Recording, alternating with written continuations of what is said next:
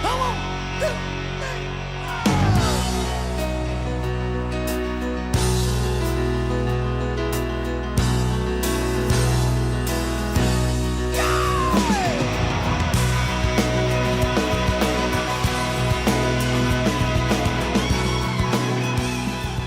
Well, good morning. Welcome back to the broadcast, Retirement Network.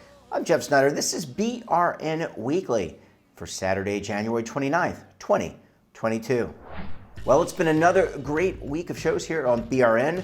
This week we discuss why it's important to have your eyes checked at any age. Let's take a look. Well, we generally recommend our patients come back annually. Those patients with certain comorbidities, glaucoma, cataracts, dry eyes, or maybe other chronic eye conditions, typically see us every 3 to 6 months. I would say the first eye exam for a child would be between 2 and 5 years old, depending upon patient history, family history. If the parents wear glasses at a very young age, maybe younger. But I would say up through the 40s, 50s, I would say annually is still sufficient. But we have many patients that come more often. Dry eyes being so common right now, we see patients maybe 3 or 4 times a year.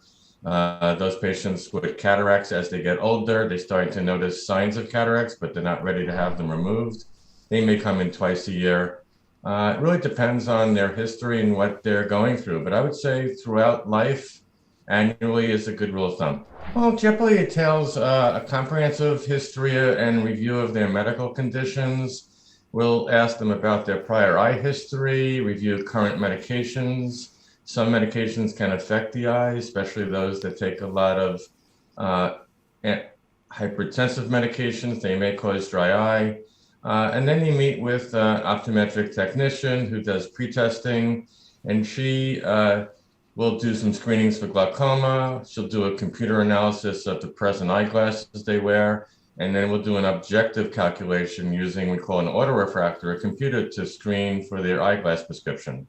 And then we'll finalize that with a peripheral vision test, a screening of their peripheral vision. Sometimes early peripheral vision loss could be a sign of glaucoma. And then we'll take a OptoMap digital photograph of the retina that gives us a full, comprehensive, full, wide-angle view of their retina, which can often replace dilation, which a lot of patients don't like. And then I will see the patient afterwards, review the history.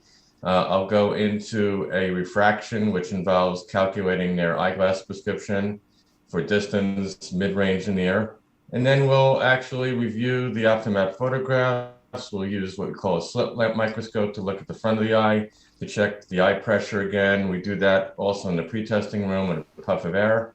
And then we'll review the photograph of the OptoMap on a large computer monitor and review the optic nerve, parts of the retina, things that might be causing problems. And then the patient feels like they've gotten a thorough exam. Yeah, and typically in our patient population, I would say 70% of the medical eye health exam, the primary eye exam, can be covered through health insurance.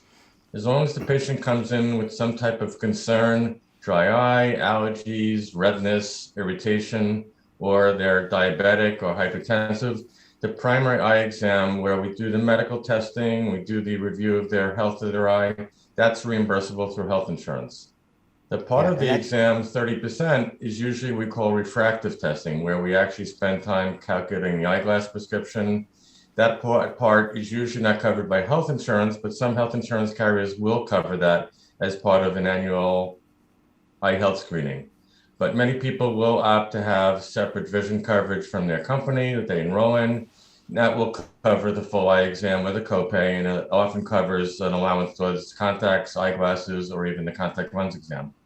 I mean, vision plans offered by many employers, there's a few of them on the market that are common.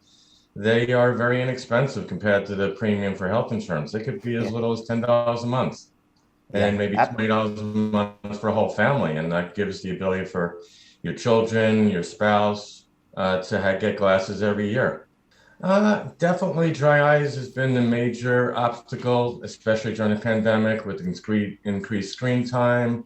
We're looking at screens, we're not blinking as frequently. That's been definitely increased during COVID, but even over the last 5 to 10 years. But I would say styes have been very common during the pandemic, people wearing their mask at work. The blowing of the air from the mask into the eyelid can cause often people get styes. I think just general eye strain and eye fatigue. Most people working from home on Zooms, working with their team online, they're spending probably more screen time than they did working at an office because they're putting maybe 10 hours in. Well, when they work in an office, they have to commute back and forth and they're not probably spending as much time. And we also discussed the exponential growth and access to exchange traded funds. Let's take a look. You've seen trillions of dollars flowing into ETFs last year, versus the billions that went into mutual funds. So, what that tells me now is that ETFs are very much here to stay. I mean, they've been around for a really long time, but they've really become the product or the vehicle of choice in terms of getting access to broad-based indices, different, thematic trades, whatever it may be. And I think the reason why is because ETFs are so sort of user-friendly and efficient. So, they reflect the real-time price of the securities or the index that they track because you have intraday trading. So, it's not just sort of like a mutual fund where you get that end of day NAV strike and, you don't sort of see that premium discount opportunity throughout the day. That's a great, attribute of trading ETFs. And another thing about ETFs is, now there are so many of them. And the good thing about that is that they've become cheaper and cheaper and cheaper in order for ETF providers to compete. So what that means is that, the end retail trader client, whether, he or she is looking to put them in a retirement account or looking to buy them in a trading account for themselves or for their kids, the fees, the days of the 2% mutual fund fees are gone. I mean, most of these things are under 1%, give or take, some sort of complicated types of sectors that are expensive to actually track. But, they're cheap, they're efficient, there's an ease of trade there. And, I just expect the global growth to continue.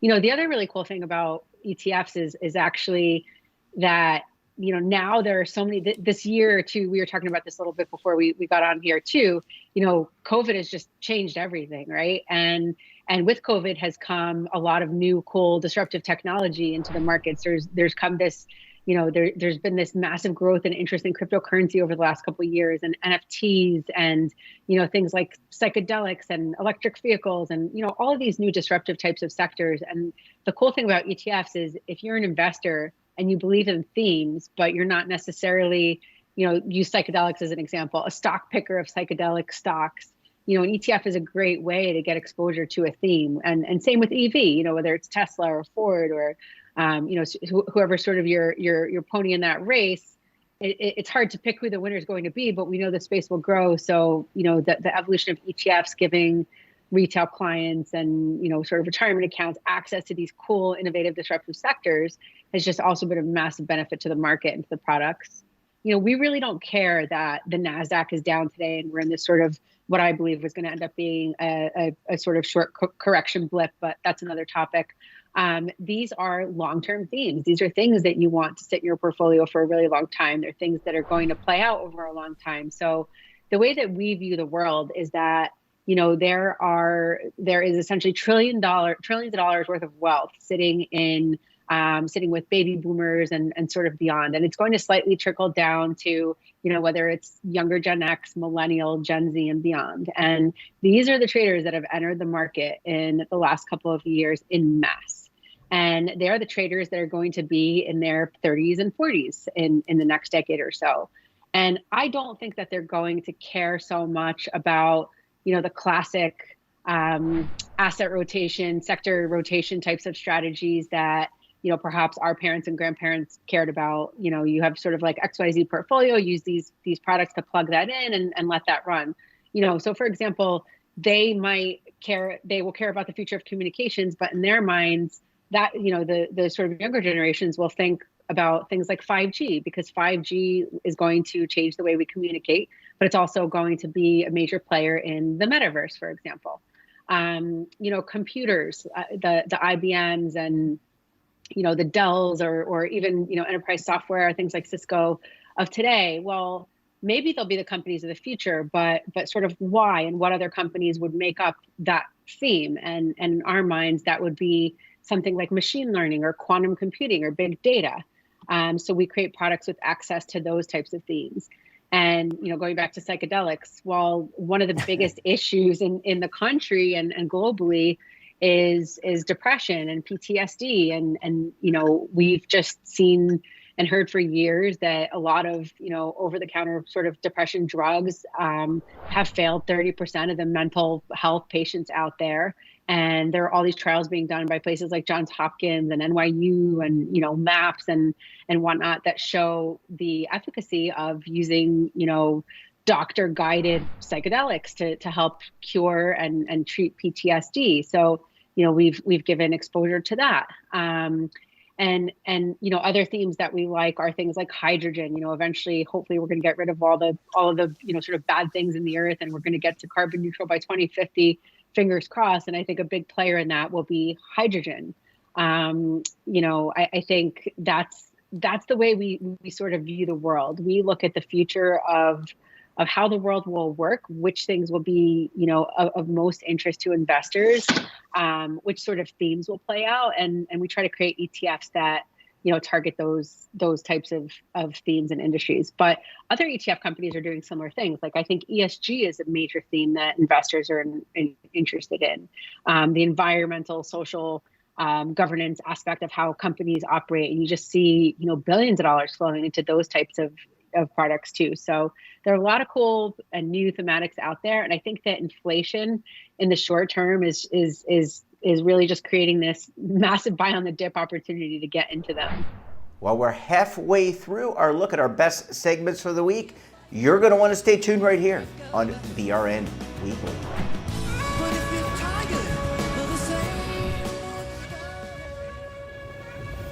Imagine a new television network that will make you richer, healthier, and in control of your financial future.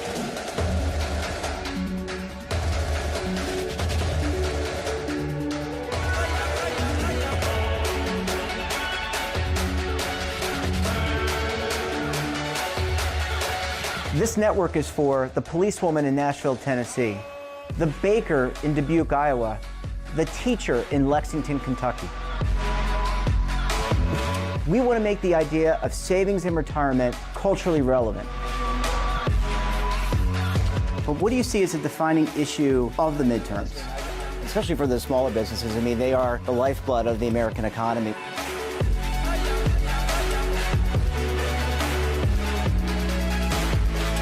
Featuring exclusive interviews, current affairs, and docuseries. 33 years old, you retired early. The philosophy is money only matters if it helps you live a life that you love. But you got to start thinking about retirement as soon as you get in. The Broadcast Retirement Network will drive very high engagement with premium partnerships. So this isn't retirement and savings for your parents or grandparents. This is for all Americans. And we're going to change the way you think about money.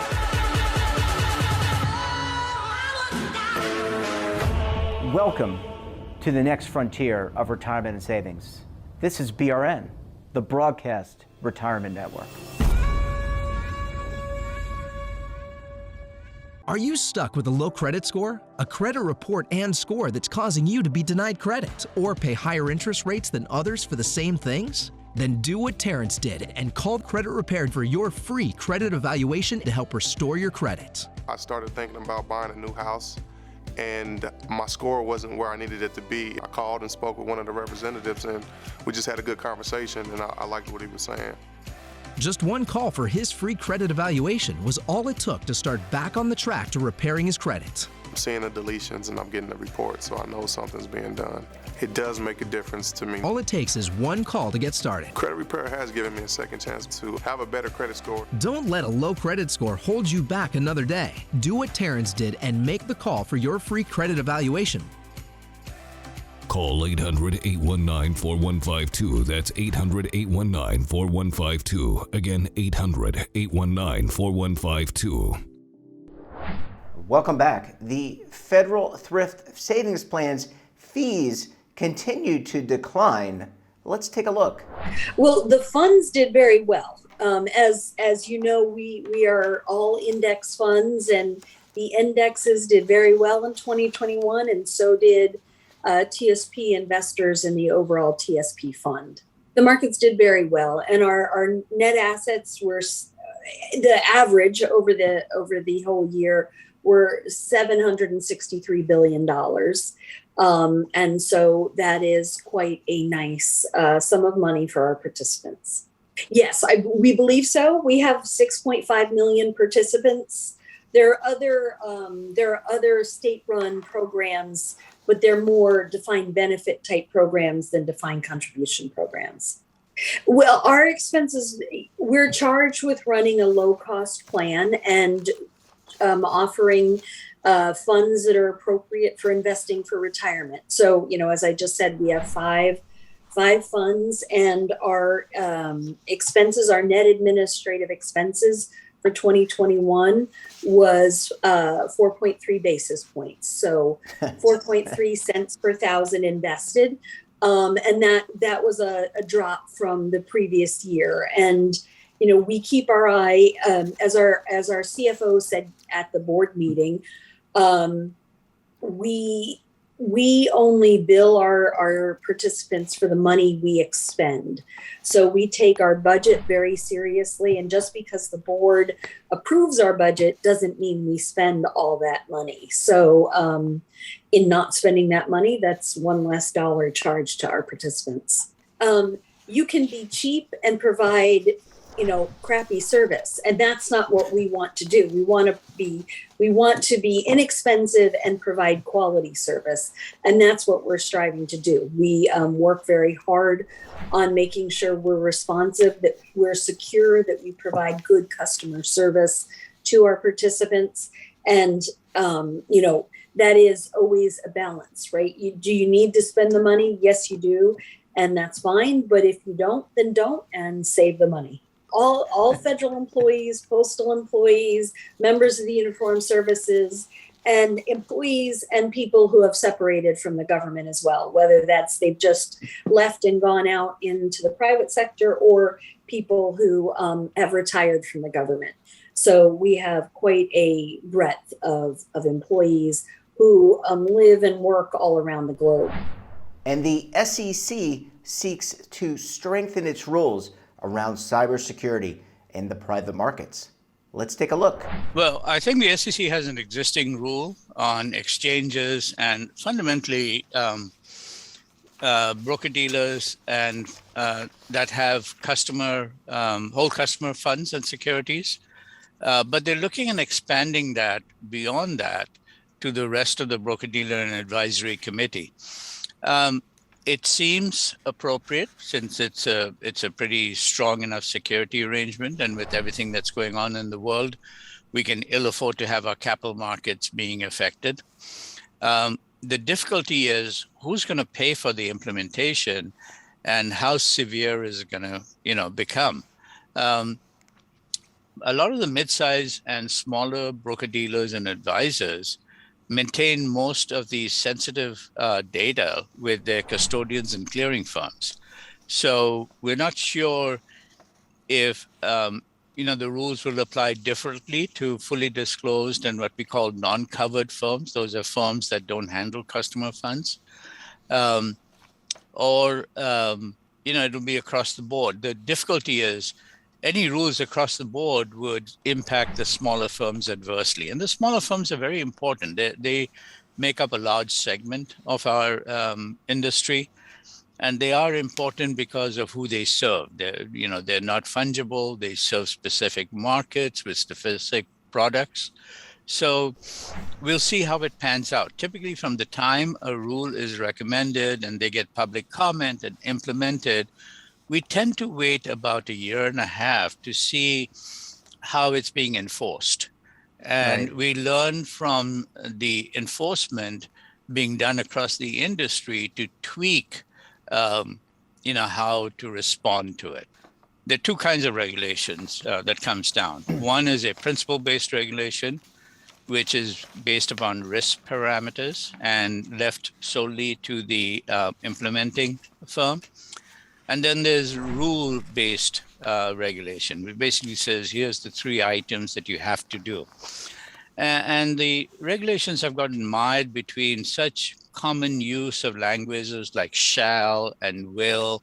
They really don't mean anything. And the danger is that it ends up becoming an enforcement activity using hindsight and the extreme brunt of the regulation, not just the implementation of the regulation, but the impact of enforcement is borne by innocent people that, complied to the best of their ability, but was found in hindsight to be lacking.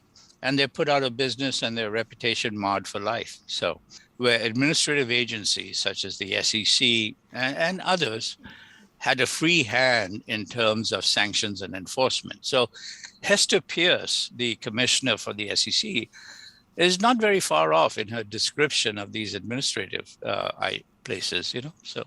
Well, certainly great segments. I want to thank all of our wonderful contributors this week.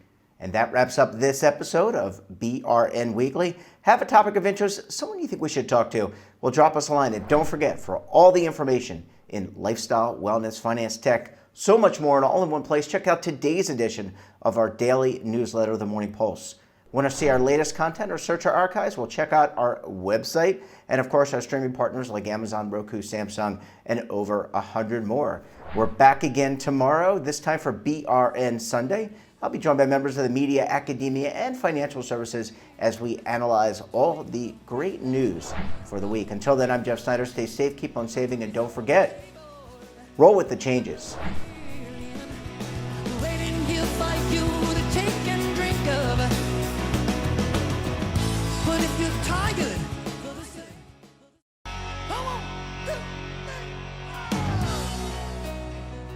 Now is your opportunity to co-create content around any topic on the first lifestyle and wellness network. Reach a global audience through our platform and co-own exclusive branded content.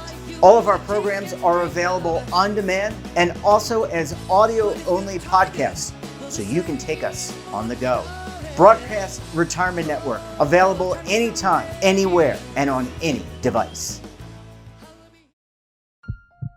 Are you being audited and do you owe the IRS $10,000 or more in back taxes? Is the IRS threatening to take more of your money? Don't fight the IRS alone. The Tax Doctor is here to help you negotiate your tax bill and reduce your stress. The IRS can freeze your assets and seize your bank accounts, but you can stop these IRS actions. The Tax Doctor will work with you using our years of experience to represent your case to help you get the best resolution under the IRS guidelines. Help is here to deal with the IRS to reduce your stress.